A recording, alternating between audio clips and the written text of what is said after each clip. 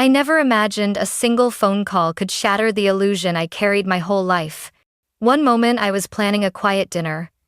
The next my world tilted when the doctor's voice broke through the line. My mother had been contacted. My father too. But neither of them came. I stared at the doorway, waiting for footsteps that never arrived. My name is Claire Morgan. I'm 26 years old. A marketing director at a firm in San Francisco. The kind of job that looks perfect on LinkedIn. For years I've told myself that if I worked hard enough, if I polished every word of every presentation, maybe one day my family would finally see me. That afternoon, standing under the bright lights of our company's annual meeting, I thought I was proving it. The auditorium was buzzing with the sound of colleagues shifting in their seats, the click of pens, the faint hum of the projector. I adjusted my blazer, cleared my throat, and launched into my presentation about the next big campaign. The slides glowed behind me. Crisp, colorful, every detail meticulously prepared. I spoke with confidence. Or at least I tried to. My coworkers leaned forward, scribbling notes, nodding along. It should have felt like triumph. But as I looked out over the crowd, my vision began to blur. At first I thought it was the stage lights too hot, too bright. Then my chest tightened. My heartbeat pounded in my ears, drowning out my own words. The audience clapped politely at something I'd said, but their faces grew hazy, like I was seeing them through water. My throat closed, and the clicker in my hand slipped through my fingers. The last thing I remember was trying to steady myself against the podium. The world tilted. The applause faded into a low hum, and then everything went black. When my eyes opened again, I wasn't in the auditorium anymore. I was 11 years old, sitting in our old living room back in Boston. A chocolate cake covered in waxy candles sat in front of me. My parents leaned close, telling me to make a wish. I filled my lungs, blew out every flame, and waited for someone to cheer, to hug me, to say I had grown another year. Instead, my father clapped his hands and announced, almost breathless with pride, that my sister Sabrina had just been awarded a prestigious scholarship. The room erupted with excitement. My mother wrapped her arms around Sabrina. My grandparents applauded, and cameras flashed. I sat at the table, watching the smoke curl from the extinguished candles. The cake that had been mine a moment before became nothing more than background. I remember folding my hands in my lap, staring at the untouched slice meant for me, and realizing for the first time that in my family, I was invisible. When I opened my eyes again, the world was white, not the warm, comforting kind of white you see in clouds, but the sterile, suffocating white of hospital walls. The ceiling lights buzzed faintly above me, and the smell of antiseptic burned in my nose. For a moment I couldn't remember how I had gotten there. Then, the memory of collapsing on stage returned like a blow to the chest. I reached for my phone with trembling fingers. There was only one person I wanted to hear right then. Even if a part of me already knew what her answer would be, I dialed my mother's number. The ring felt endless until she finally picked up. "Mom," I whispered, my voice raw. "I'm in the hospital. I passed out. If it now is in springs of laced, and help to bead too." There was a pause on the other end, the faint clatter of dishes in the background. Then she sighed. "Claire, I'm in the middle of something. I'll come when I have time." "All right?" Before I could reply, the line went dead. I lay there, phone heavy in my palm, staring at the cracks in the ceiling tiles. My chest ached in a way that had nothing to do with fainting. One tear slipped free and slid into my hairline. It wasn't just the indifference in her voice, it was the confirmation of something I had carried with me since childhood. I wasn't a priority. Not then. Not now. When they finally released me, I returned to my apartment in San Francisco. From the outside, it was the kind of place people envied: floor-to-ceiling windows, a view of the bay, a closet full of tailored suits. Yet inside, it felt hollow. Every evening I set the table for one, reheated takeout, or opened a bottle of wine, and watched the empty chair across from me. My laptop glowed late into the night, filling the silence with emails and spreadsheets. One evening, desperate for some kind of connection, I video called my family back in Boston. The screen lit up with their faces. Laughing, busy. They were painting walls, moving furniture, excited voices overlapping. At first I thought they were redecorating the living room, until I realized they were transforming my old bedroom into a playroom for Sabrina's little boy. I forced a smile, told them it looked great, and pretended the sting in my chest was nothing more than fatigue. The call ended quickly. They had to eat dinner together. As the screen went black, I sat in the dim glow of my apartment, still holding the phone, as if it might bring me closer to them if I didn't let go. That was when I began to understand. I hadn't just lost my place in their house. I had lost my place in their lives. The days after my diagnosis blurred together. A haze of fluorescent lights, routine blood draws, and the quiet hum of machines that seemed to watch me more closely than any human ever did. Rain tapped against the window of my hospital room, slow and rhythmic, almost like it was keeping time with my own heartbeat. I lay still, staring at the droplets racing each other down the glass. I remember thinking how much they looked like me falling, colliding, disappearing before anyone noticed they'd been there at all. My phone sat beside me on the tray, screen lighting up now and then with news alerts, appointment reminders, the empty noise of a life that had become more digital than human. On impulse, I opened social media. It had been days since I dared to look. There they were, my family, beaming under the sun, gathered in a photograph taken at some theme park I hadn't even known they planned to visit. My brother holding his son high on his shoulders. At my sister, with a bright balloon in her hand. My mother in the middle, two arms around both of them like a queen, presiding over her court. The caption read, "A perfect day. No drama at all." I stared at the words until they blurred. That last part hit me harder than I wanted to admit. No drama. As if I were nothing but a storm cloud they'd finally pushed out of their sky. As if my existence itself was an inconvenience. Without thinking, I touched the photo on my screen. My fingertip hovered over their smiling faces, as if I could feel their warmth through the glass.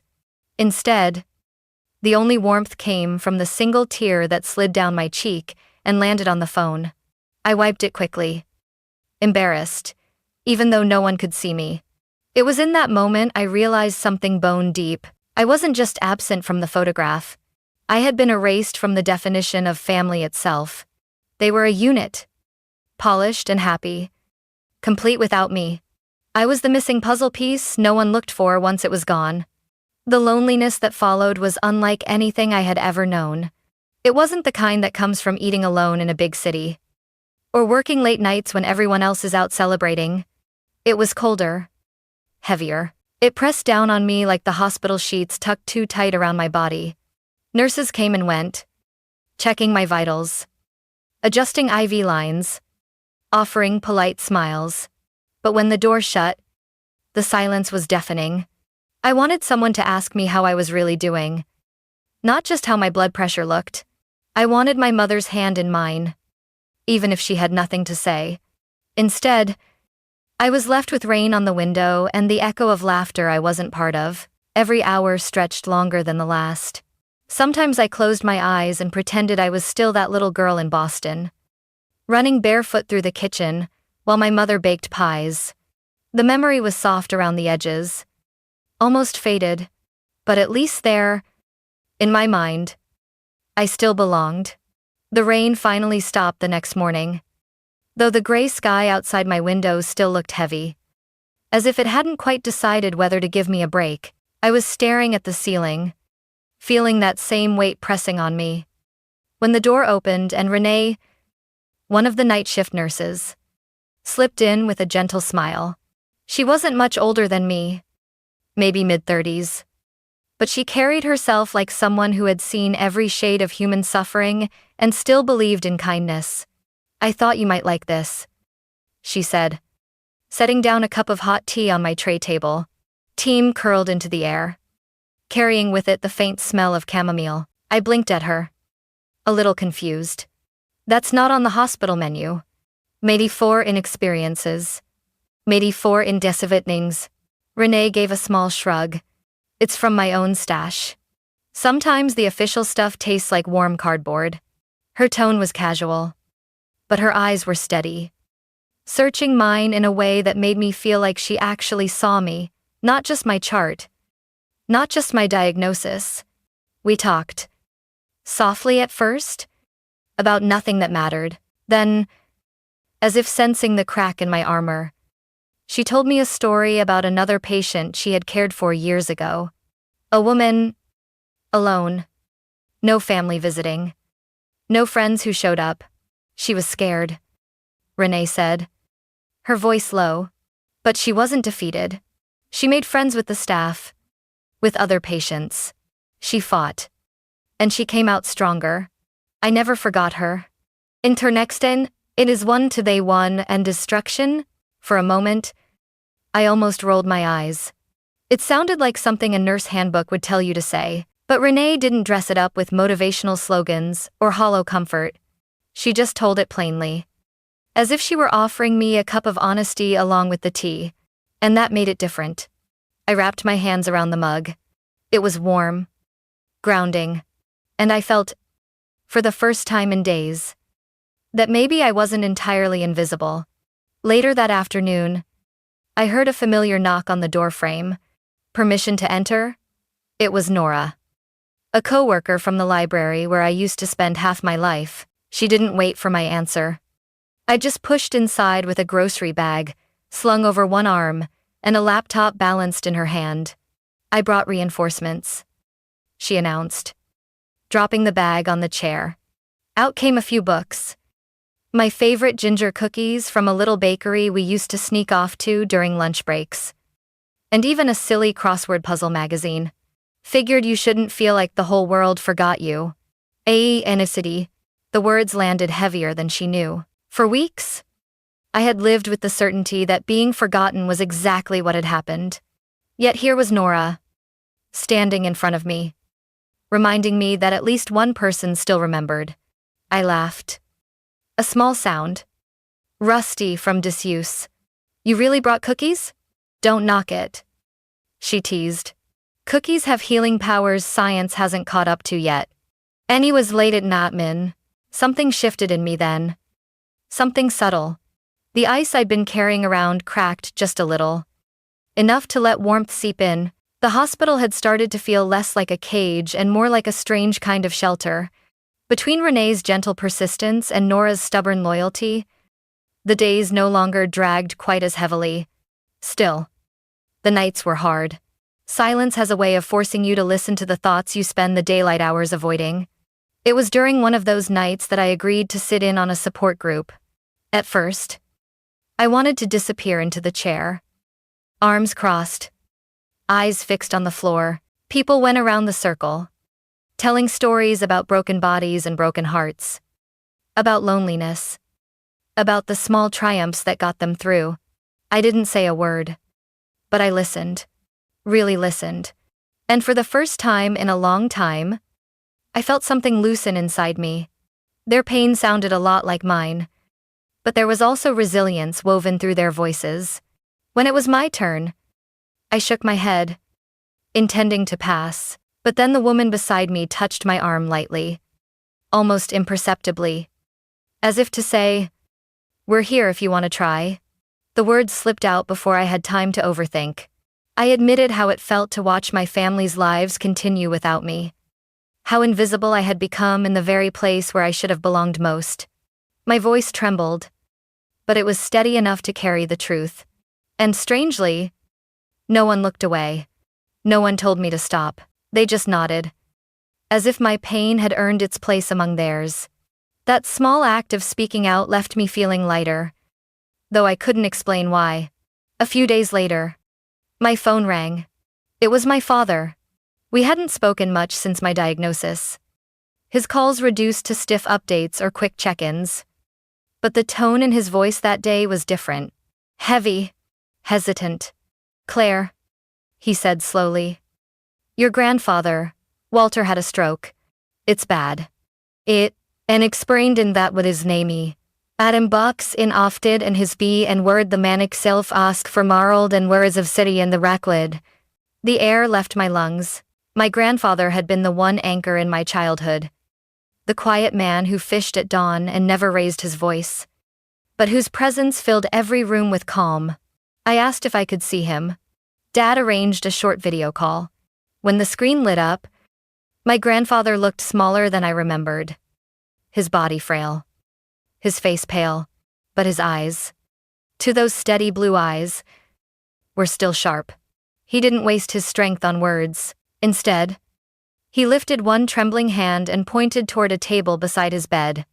On it was a plain envelope. He tapped it once, then let his hand fall back. The call ended too soon. Later that evening, my father sent me a picture of the envelope and then mailed its contents to me.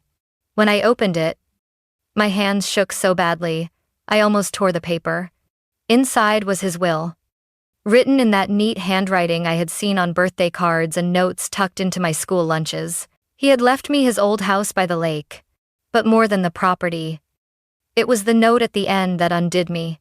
In his steady script were the words, "Don't run anymore. Speak the truth.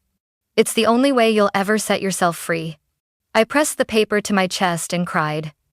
Not just for him, but for the part of myself I had been too afraid to face.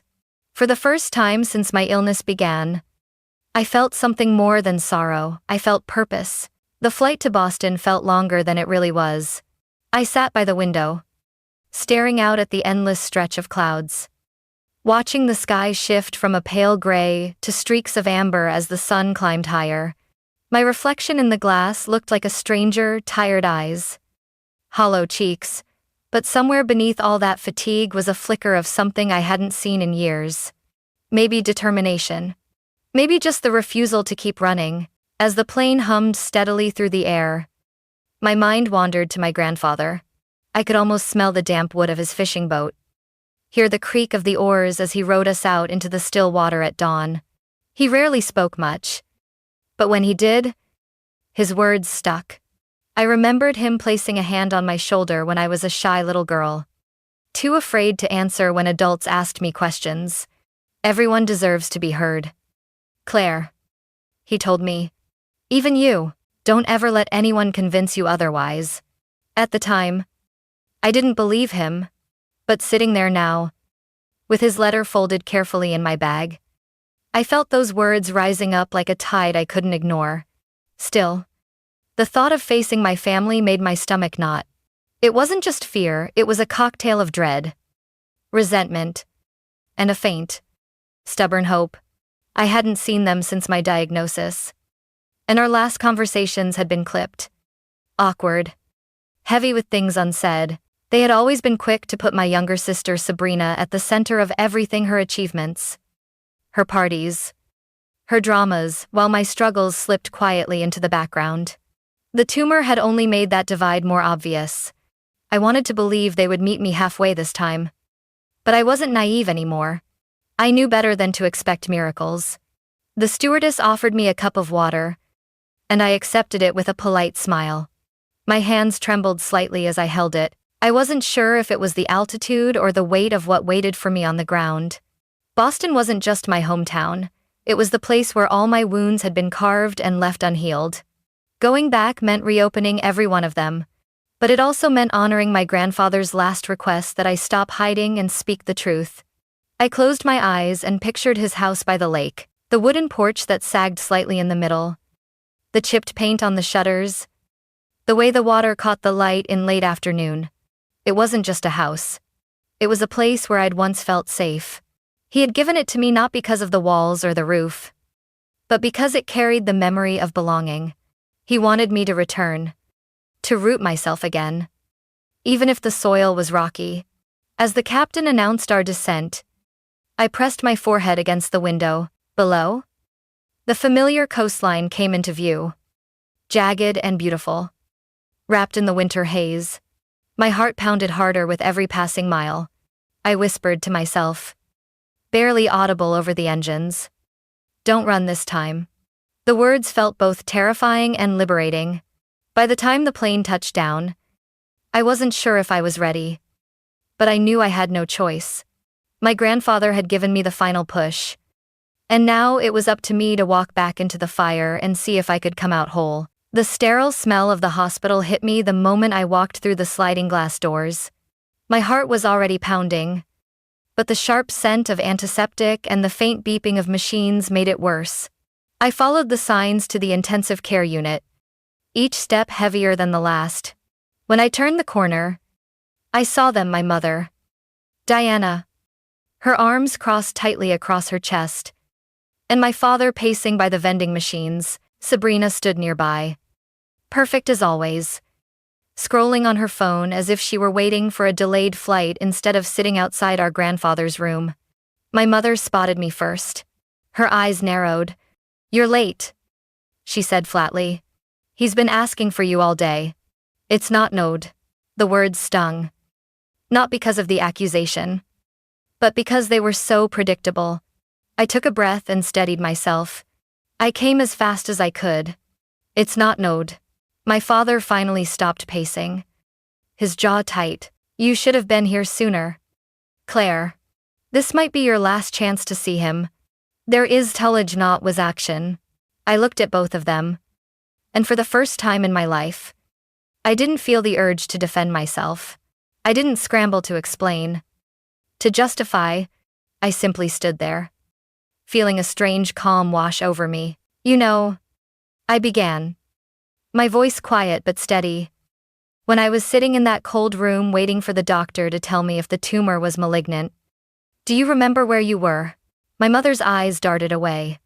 My father shifted uncomfortably. "You were at the Cape with Sabrina," I continued, "celebrating her birthday. I sat there alone, terrified, while my family toasted with champagne. I would not mate."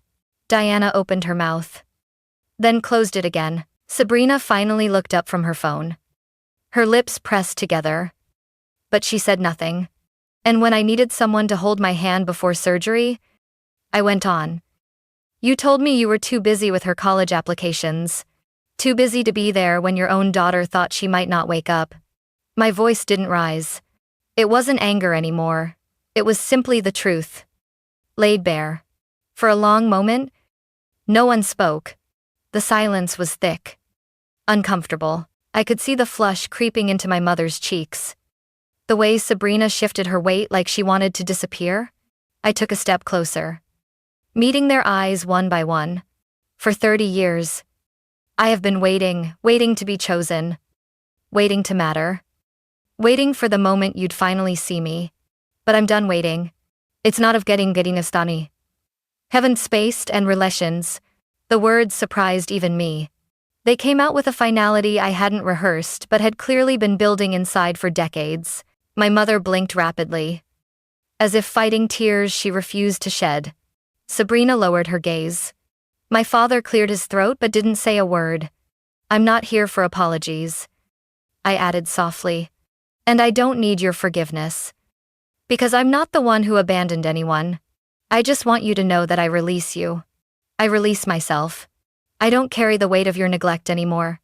It is tense. There it was. The truth I had swallowed my whole life finally spoken aloud. It didn't heal everything, but it loosened the tightness in my chest in a way nothing else ever had. I turned toward my grandfather's room, my heart still heavy, but strangely lighter than it had been in years. For once, I wasn't walking in as the overlooked daughter. I was walking in as myself, whole, scarred, but free. When I finally stepped into his room, everything else fell away. The guilt, the tension with my parents, even the sterile brightness of the hospital. All I saw was my grandfather, lying still beneath crisp white sheets, his chest rising and falling with shallow breaths. The machines hummed softly around him, but his presence filled the room far more than the noise. I pulled a chair to his bedside and slipped my hand into his. His skin was fragile, paper thin, but the warmth was still there. For a moment, I was a little girl again, clutching the hand that once guided me across wooden docks and into rowboats. The same hand that steadied me when the world felt too big. "Hi, Grandpa," I whispered, leaning close. His eyes fluttered open. And though his body was frail, the spark in his gaze was the same as it had always been. "You came," he rasped, a faint smile tugging at his lips. "Of course I did," I said, squeezing his hand gently. My throat tightened. But I forced the words out. "I wouldn't let you go without saying goodbye. That me any tenable." For a while, we just sat there. I listened to the rhythm of his breathing, memorizing every pause, every shallow rise. The weight of years pressed on me, but so did the tenderness of countless memories. I remembered mornings on the lake, him teaching me to cast a line, telling me that patience was the key to catching fish and maybe to surviving life. "Too, Grandpa," I whispered again, my eyes stinging. "You were the one who always saw me, when no one else did. You did. You made me feel like I mattered. It is not night, and when my speeder." His hand gave the faintest squeeze, and I knew he understood. I leaned closer, resting my forehead against his arm. "I want you to know something," I said, my voice trembling but clear. "I'm going to be okay. I promise I'll live fully. With courage. Just like you taught me. I'll carry you with me wherever I go. It is not night, and when my speeder." A soft breath escaped his lips, almost like a sigh of relief. His eyes closed, and for the first time since I walked in, he looked peaceful, as if my words had lifted some invisible burden. "I love you, Grandpa," I whispered, tears sliding down my cheeks. "Thank you for being the one person who never gave up on me." "Arnie."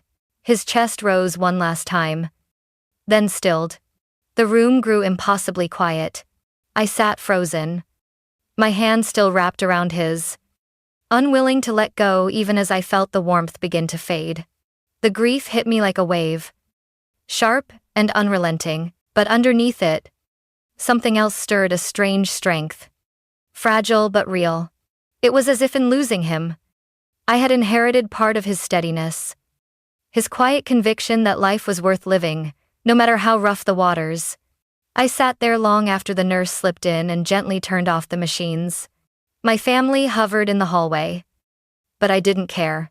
This moment belonged to him and me. Finally, I stood, pressing a kiss to his forehead.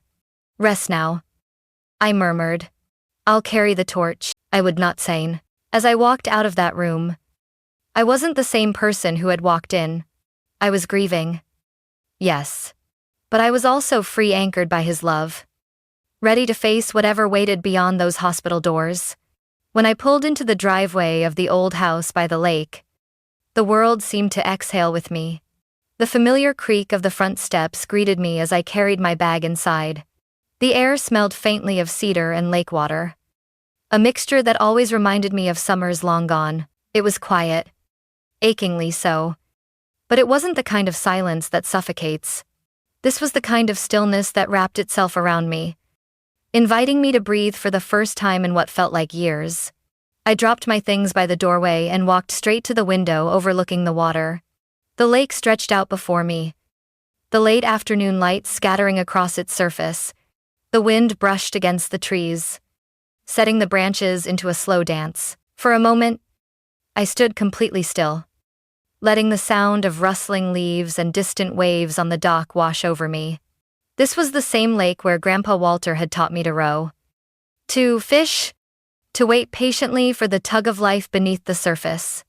I pressed my hand against the cool glass and felt tears sting my eyes again. Only now, the tears weren't born of despair but of quiet gratitude. Somehow, being here made me feel closer to him, as though the lessons he left behind lived in the rhythm of the water. The house itself carried ghosts of memories. In the living room, the quilt my grandmother stitched decades ago still hung over the couch. The shelves sagged under the weight of photo albums, their leather spines cracked from years of hands turning the pages. I ran my fingers across them but didn't open any just yet. I wasn't ready. Instead, I moved slowly from room to room, touching door frames, adjusting curtains, opening windows to let the breeze carry out the stale air. It felt like I was not only airing out the house but also some hidden chamber inside myself. As evening fell, I lit a lamp in the kitchen. Its warm glow filled the small space, chasing away shadows. I made tea just the way Grandpa used to. Black with a slice of lemon, and carried the mug out to the porch. Sitting on the old wooden swing, I sipped slowly, rocking back and forth as the lake shifted into twilight. A loon called out in the distance, its mournful cry echoing across the water. I closed my eyes and let the sound sink deep into me. For years, I had been running from my illness, from my family's indifference, from the gnawing loneliness that came with never being chosen. Now, here, in this quiet house by the lake, I realized I didn't have to run anymore. The grief was still raw, the wounds still tender, but I could feel the beginning of something new, not a dramatic rebirth, but a steady grounding. I whispered into the night, "I'm here, Grandpa. I'm finally here." He after not lister. The words felt like a promise. Not just to him, but to myself. I didn't know what tomorrow would bring. I didn't know how to fully piece together the broken parts of my family, or even if I wanted to. But I knew one thing with certainty. This was the place where I could start again. The lake shimmered under the moonlight as if it were listening. For the first time in a long while, I felt safe enough to imagine a future. A quieter one, perhaps, but one that was mine to build. I leaned back on the swing, tea warming my hands, and let the night wrap me in its gentle arms. The first weekend back at the lake house, I decided to cook.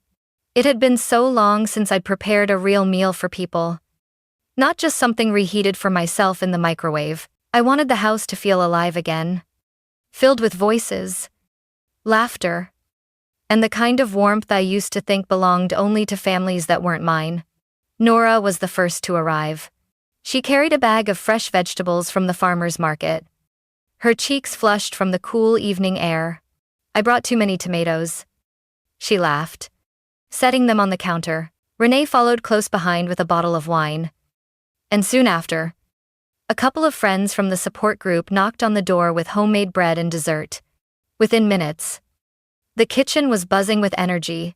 I hadn't realized how much I missed this, the clatter of pots and pans, the smell of garlic and onions sizzling in the skillet, the comfortable chaos of people moving in and out of the kitchen, offering to chop, I stir, or taste test. Music played softly from a speaker on the counter, an old folk song that blended perfectly with the rhythm of laughter.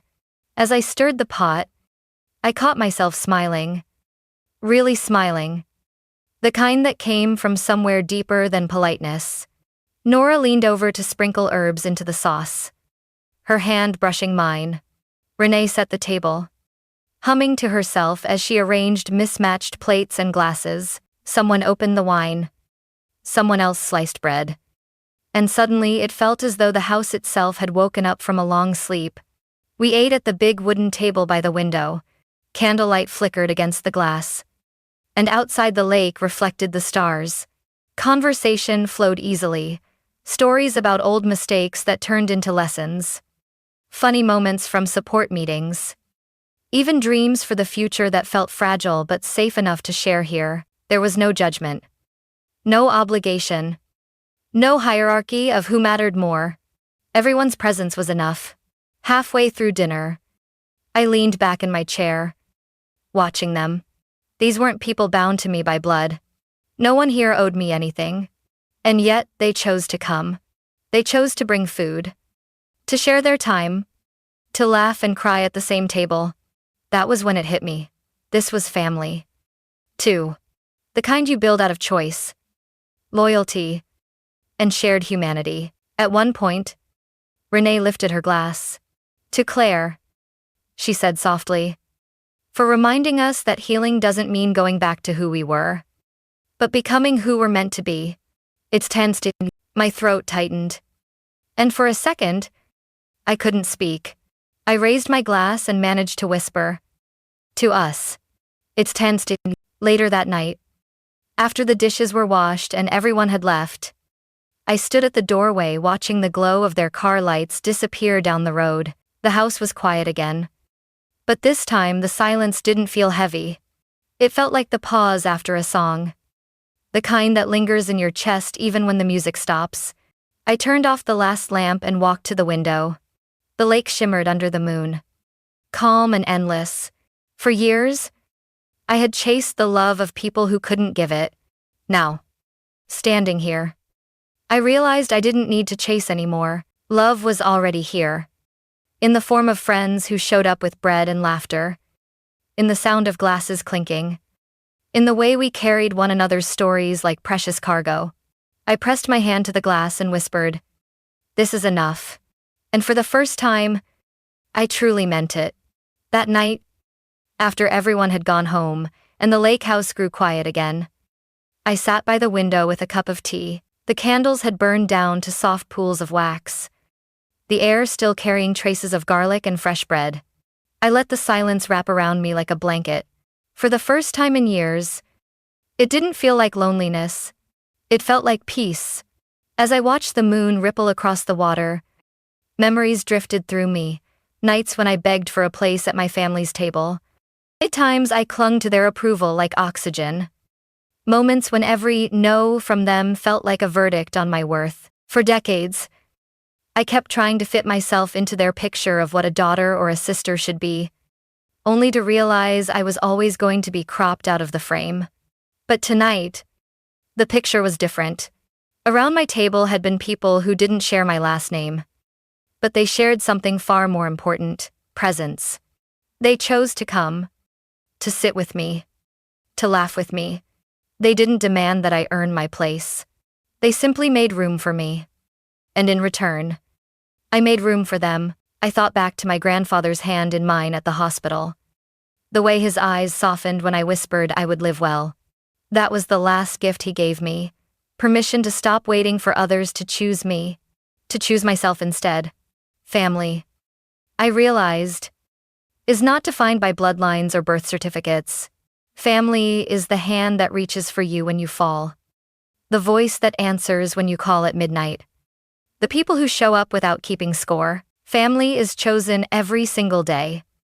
In small, steady acts of love. And so I began to rewrite the story I'd carried for 30 years. No longer the unwanted daughter. No longer the shadow behind Sabrina's light. No longer the child begging for scraps of affection. I am Claire. I am enough. And I have a family, maybe not the one I was born into, but the one I built with open hands and an open heart. I looked at the empty chairs around the table and smiled. Tomorrow, those chairs would be filled again. With Nora, with Renee, with friends who laughed loudly and listened deeply, with people who believed in healing as much as I did, with my chosen family. I took a deep breath, the kind that feels like a beginning rather than an end, and whispered to myself, family isn't just blood. Family is the people who choose to stay. It is across it Romeri. And in that moment, I felt it at last: peace, strength, and a freedom that came from within.